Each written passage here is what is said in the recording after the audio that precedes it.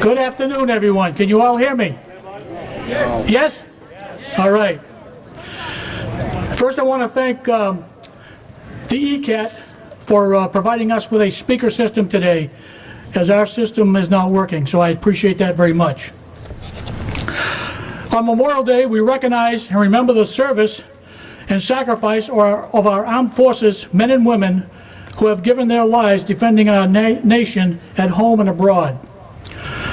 Memorial Day marks a rich tradition dating back to the Civil War, when organized groups of women began decorating the graves of fallen soldiers. After World War I, it became a holiday that honored all those who perished on the battlefield, regardless of the war. In 1971, Congress created the official holiday to be held on the last Monday in May. People who say Happy Memorial Day don't understand what it's all about. For those who know, this holiday is for the ones who didn't come home. Most will say any day off is a happy day, never mind that thousands of soldiers died to give us a happy day. Memorial Day allows us the opportunity to reflect upon and honor those American soldiers, sailors, and airmen who have lost their lives paying the ultimate sacrifice in an effort to preserve our freedom. They could be your brother, your sister, your aunt, your uncle, a relative, or a friend. Their courage and bravery must forever be remembered. Let us take a few moments this Memorial Day to reflect on the meaning of the day, to observe the day, and be mindful of the sacrifices of others before we go and enjoy the freedoms they brought for us. Living in the United States, it's easy to take for granted our independence, but we must understand that freedom isn't free. We don't want to go to war. Bad people make us go to war. And we must defend the freedoms and security of our United States every day. For veterans, every day is Memorial Day, and every day is Veterans Day.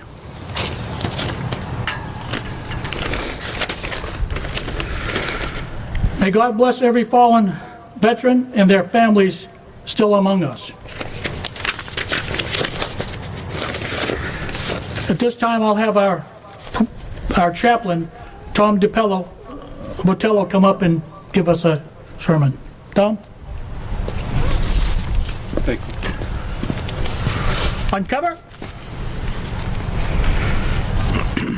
Heavenly Father, thank you for this beautiful day. We gather today to honor all our military men and women, past and present. Protect our great nation and its leaders.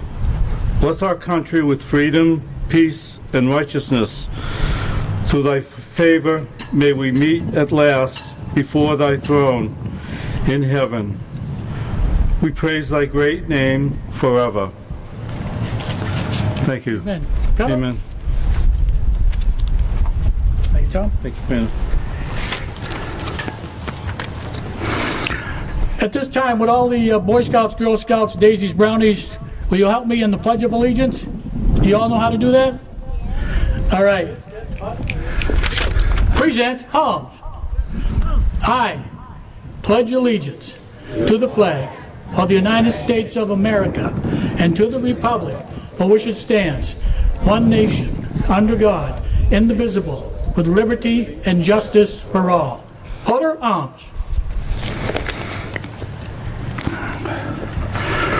We'll now have the proclamation read by our Service Officer, Corey Ahonen. Corey?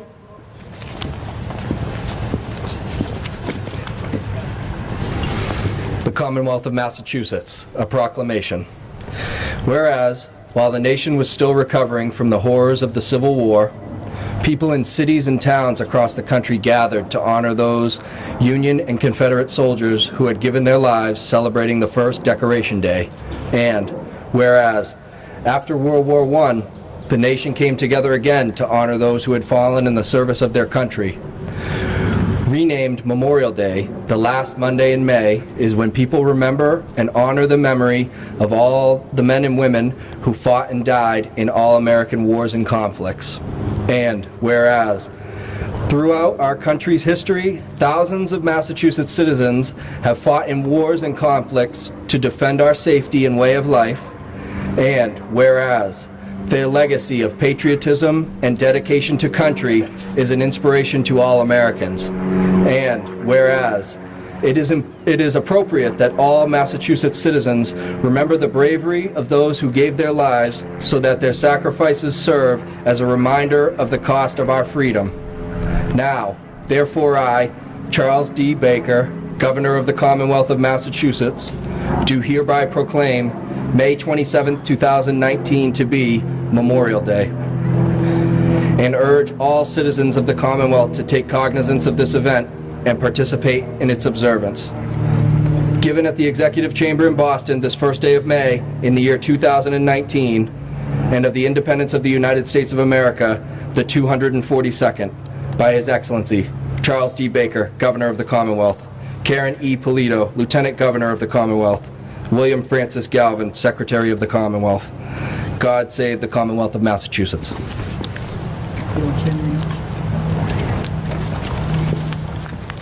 Thank you, Corey. At this time, I'd like a selection from the Oliver Ames High School Band.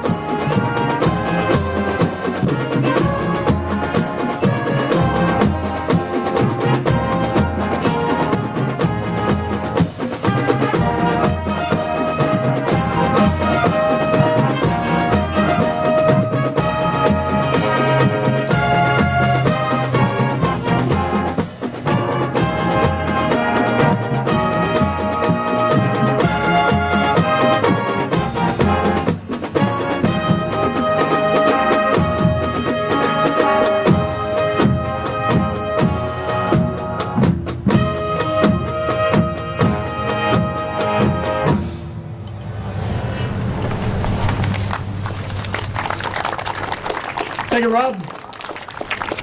This time, I'd like to bring up our Honorary Parade Marshal, Robert Hicks. Thank you, Al. Robert L. Bob Hicks enlisted in the U.S. Army during the Cold War, serving 3 years in the Army Security Agency. That became part of military intelligence in 1977. He was assigned to the 327th Communications Reconnaissance Company in Taiwan and later to the 1st U.S. Army Security Field Station near Pelham, California. Both units monitored the communications of potential enemies. He held top secret and cryptographic clearances then.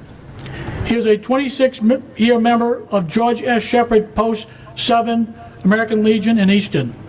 He was Post 7 Commander in 2005 and served as its Senior Vice Commander, Finance Officer, Adjutant, and is on its Executive Board. He serves on his post JROTC, Law Enforcement Cadet, and Boy State Committees. His post elected him an honorary life member of the American Legion, and he is also a life member of the Association of the United States Army. He was a member of Easton's Finance Committee from 1987 to 2011, elected to 8 3-year terms. He has been Bristol County Council District's 9 Adjutant and Finance Officer and serves on its Executive Board and is its Boy State Committee Chair. He has managed District 9's Boy State organization for several years. Bob has been a fundraiser and recruiter for American Legion Boy State since 1999. This is a prestige 1-week residence course in government, politics, and leadership for 17-year-old high school juniors. His career total of Boy State attendance through 2011 was 375 students, of which 178 were Oliver Ames High School students. 7 of the 375 have been appointed to West Point and 1 to Annapolis. Others have become engineers or lawyers. One is a police sergeant.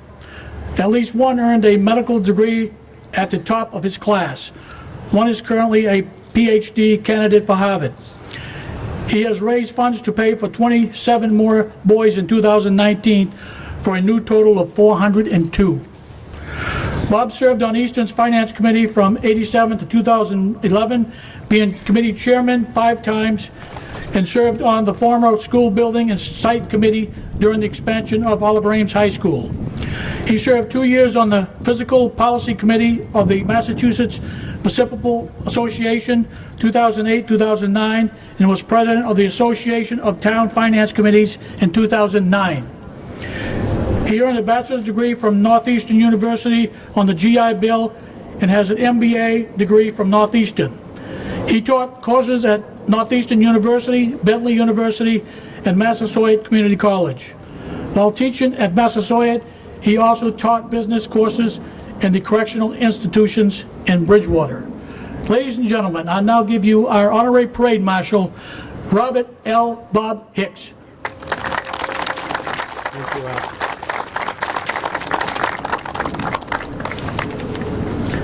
Good afternoon. I thank the Parade Committee for selecting me as its marshal. That's very generous and thoughtful of them. It is always nice to have some recognition for what you've done in life. I thank you, the people here in Boy Scouts, Girl Scouts, the bands.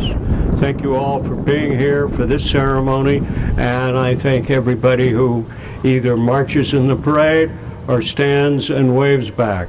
Thank you very much. Thank you, Bob. Thank you, Bob.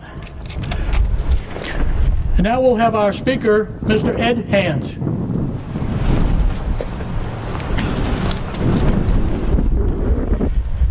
I was head of the history department for many years at OA, and I want to extend my thanks to Bob for his selfless devotion to Boy State. If we found a student who was deserving and going, Bob would always find a place for them at Boy State, and you could hear what an outstanding record he's made there. So of all his wonderful contributions, I think that is his best.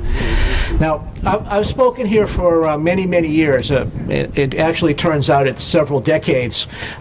Thinking back today, I actually began speaking on Memorial Day right at the tail end of the Vietnam War, and here I am 40 years later. And in all that time, I've tried to tell the story of an Easton boy who made the supreme sacrifice for his country. And in all that time, I've talked about boys who enlisted, boys who were drafted, but I had never told the story of a professional soldier. And I'd like to do that today. And the man I'm going to be talking about is Leo P. Healy, who was born in 1891, graduated from Oliver Ames, and enlisted as a private in the U.S. Marine Corps when the United States got involved in the First World War. He didn't stay a private very long because he was recognized very quickly for his leadership ability, his education, and he looked like a Marine. He was tall and very, very athletic. So they sent him to Officers Candidate School, and just at the end of the war, rather than sending him all the way over to Europe, he ended up in Haiti, of all places, because the government believed that there were German saboteurs and spies there who posed a threat to the Panama Canal. And this began a long career of service. He decided while in Haiti as a second lieutenant to make his career as a Marine. The situation in Haiti really wasn't very, very good. America was just kind of figuring out its role in the world, and the occupation of Haiti, well, it didn't work out well for both sides. But within a couple of years, our man Leo, who had moved on and become a first lieutenant. for which he was going to stay most of his career. There wasn't much promotion in the Marine Corps after World War I. And the first thing he did was he got sent to Seattle, Washington as a recruiting officer. His number one recruit there was his wife, Dorothy, who was the daughter of a police inspector. And she followed him around the world as he moved from place to place. The next place that he served overseas was in the Philippine Islands. The United States was doing things right there because after some initial problems at the end of the Spanish-American War, we had decided to set the Philippines on the course of becoming an independent nation. So our service there before World War II was essentially building railroads, promoting business, and generally supporting the birth of democracy in that country. Leo was a company commander there. He was the post-exchange officer, and he was also the athletic officer. That great athletic build was still going strong. Later in the 1920s, though, the clouds of war had begun to gather, and he served on board the USS Asheville off the coast of China because tensions with Japan were increasing.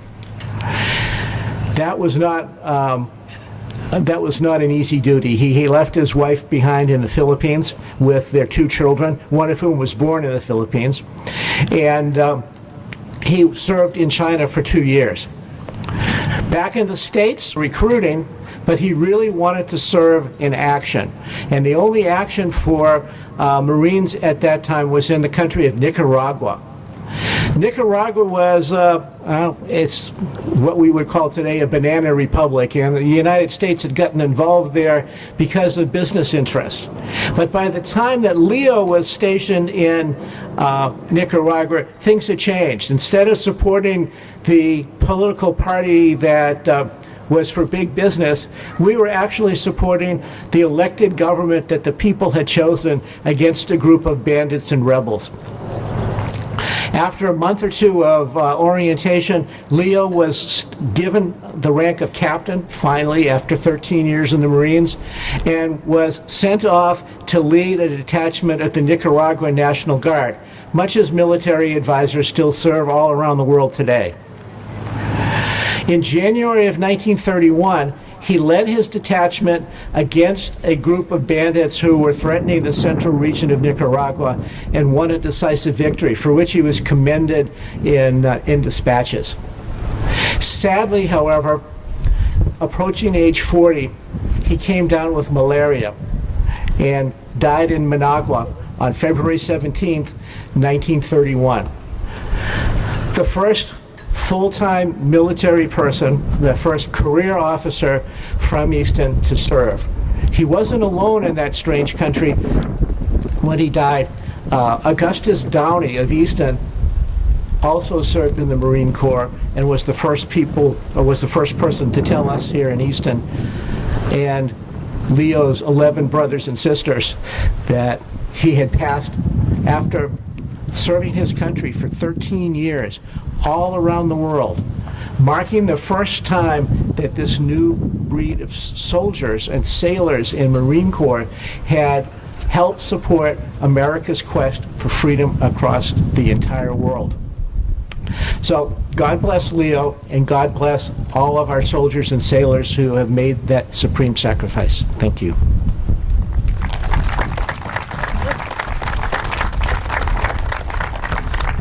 Thank you, Ed.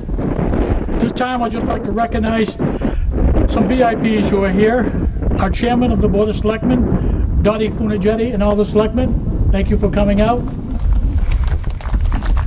Our state rep, Claire Cronin. State Senator Walter Timley. And State Senator Michael Brady. Would any of you like to come up and say a few words?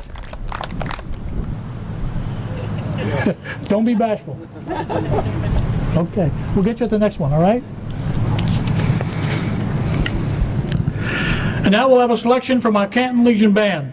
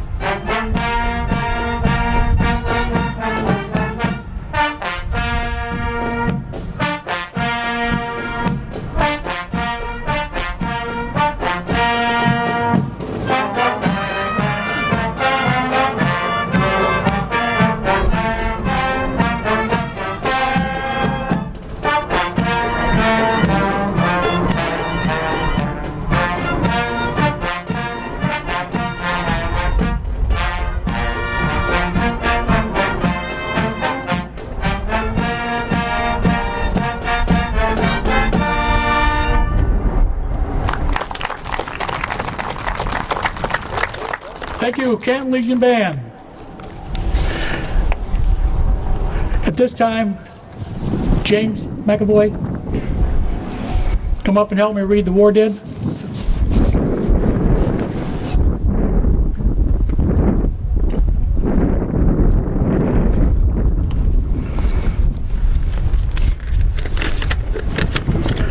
Veterans who died during World War I.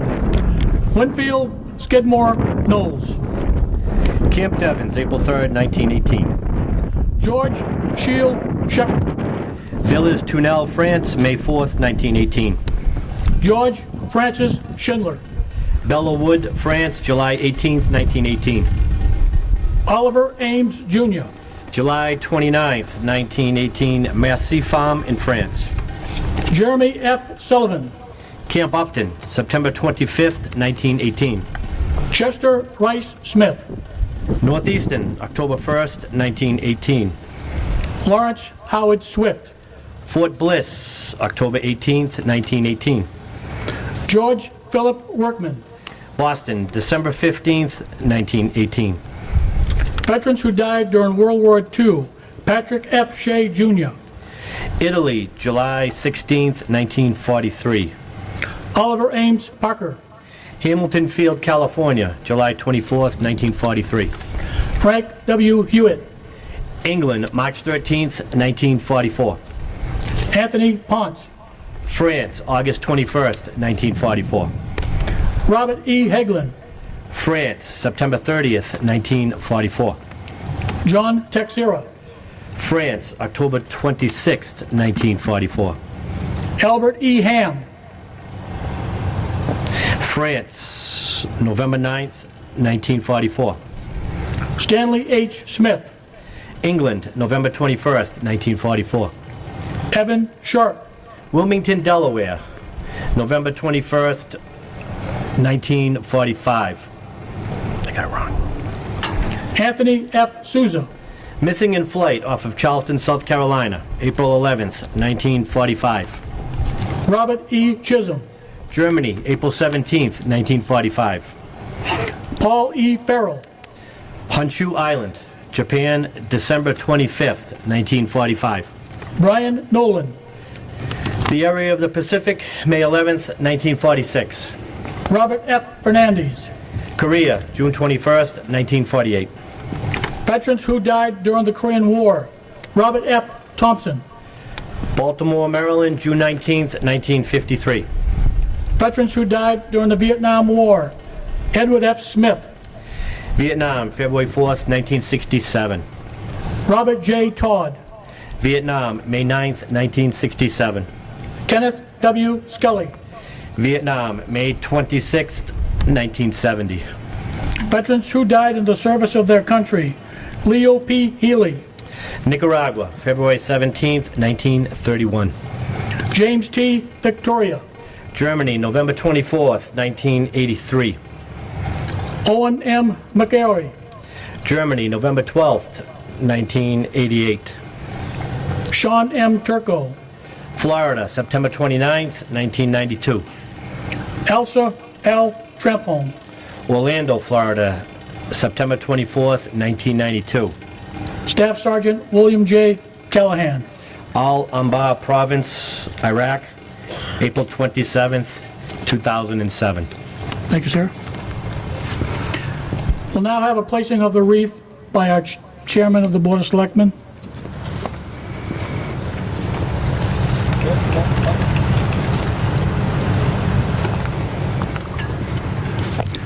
Color Guard, Tanch Hut. Present, Holmes.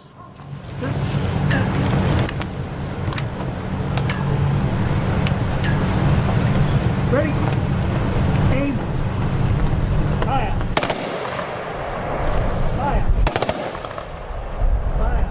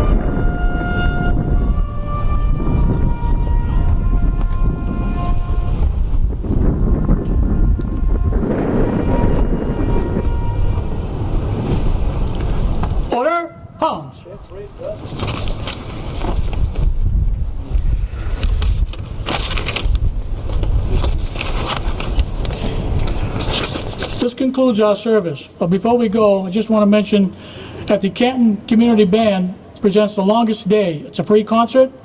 It's commemorating the 75th anniversary of D-Day through the music of World War II era. It's on June the 2nd at the Holy Trinity Lutheran Church, 143 Lincoln Street, and it's free. So if you want to go hear a good music, that's where you go.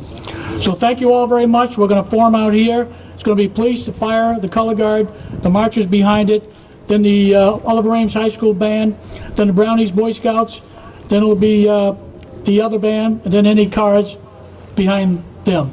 So thank you all for coming. I know you could be somewhere else today, but you decided to come here. Thank you very much.